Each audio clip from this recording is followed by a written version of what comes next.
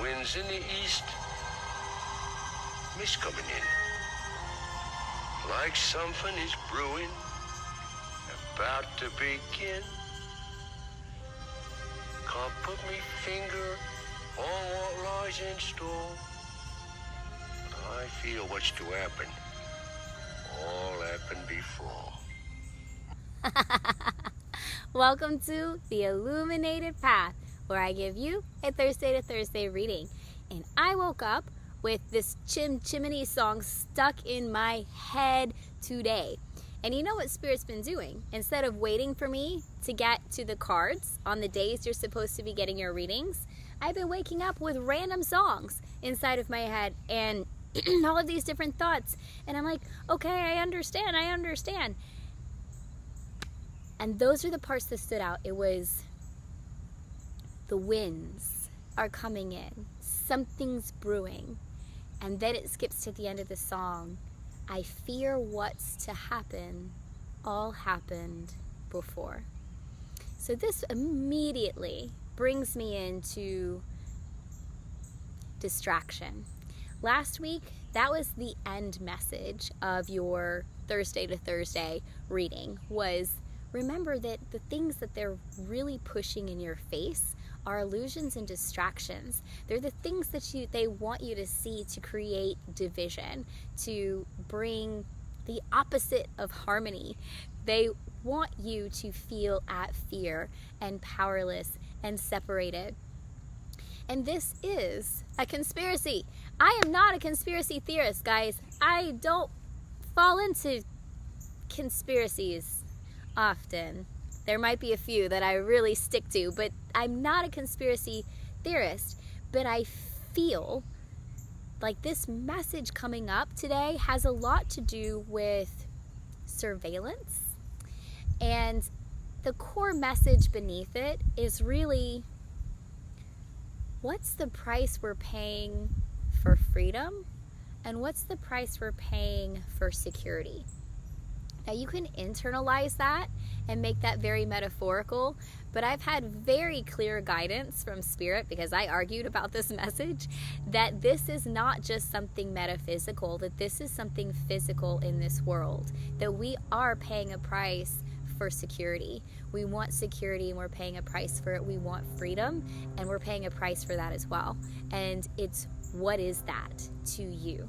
What are those things to you? Because there's a lot of things the government doesn't want us to know. And they surveil bank accounts, they surveil social media and pick up on keywords here and there. They're probably surveilling me right now, you know? And I even know someone who found out some really big secrets overseas as a journalist and came back, and that person's life was completely different, because then they were, I don't want to say attacked by certain agents in the government, but they were definitely followed. And none of this is meant to instill fear. None of this is meant to feed into any conspiracy theories, because I don't believe in fear. Everything I believe in is about love and unity and harmony. But it is about a realization of what you're feeding yourself. What are you feeding your mind when you scroll social media? Even with spiritual channels, is it a lot of the same stuff that's going on that's instilling fear? Or is it stuff that makes you feel like you have hope and like you have inspiration and like you have a place to be, a part to play? Is it making you feel whole and unified inside of yourself and in your community? We have to be careful with the things that we're feeding ourselves, the things we're allowing ourselves to see and to hear, the things that we allow ourselves to believe and to understand. And so now I'll actually pull a card for you. I'm still doing my awkward my awkward shuffles here, but then now also my voice is doing a thing. But it's good, because over the weekend my voice was doing a very squeaky thing that I did not like at all. Oh, okay. Okay. So this one came out first, the sacred contract. And contracts, most of the time when I get these are cards that come out whenever we have a subconscious belief system that we need to release in order to move forward in our full potential.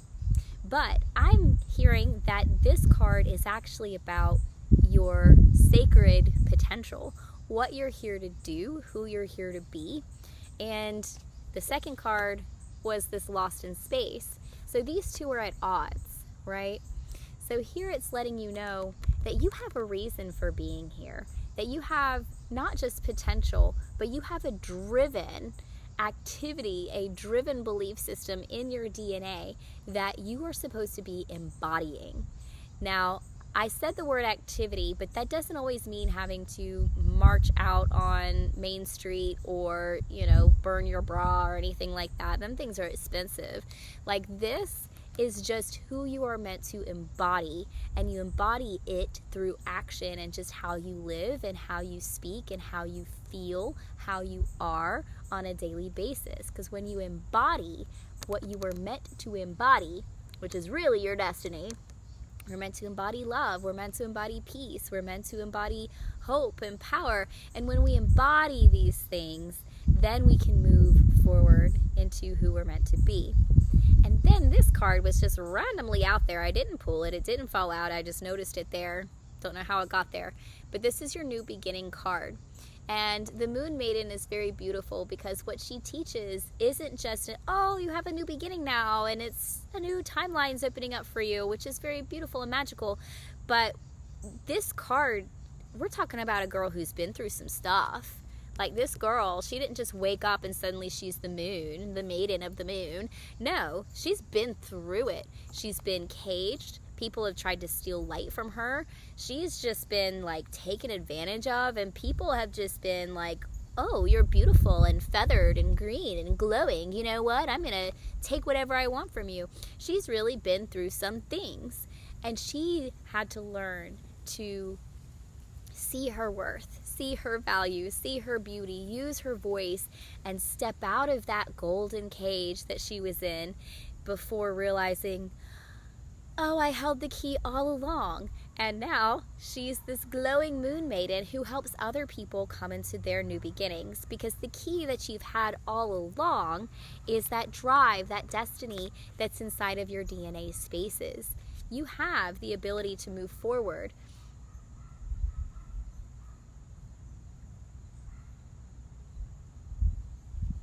I don't know what this means. So Spirit is on one today. Winds in the east. Spirit is saying, teach them about sacred reciprocity. And my first thought went to okay, so now we're getting back at each other, because I don't even know that I've ever heard this word before. Sacred reciprocity. I'm listening. Give me a second, guys. They're throwing curveballs today.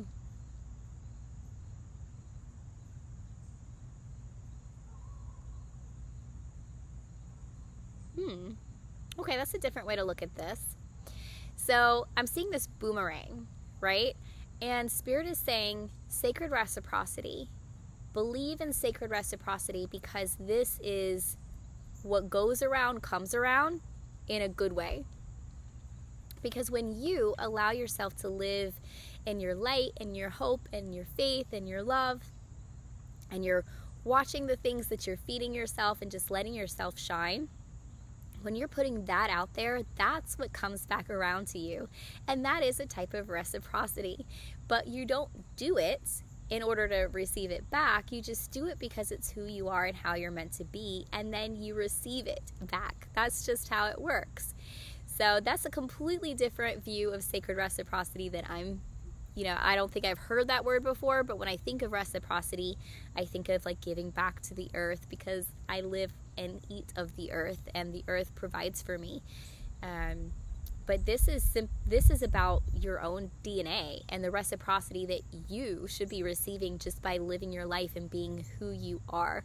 So I'm hearing words like identity and embodiment.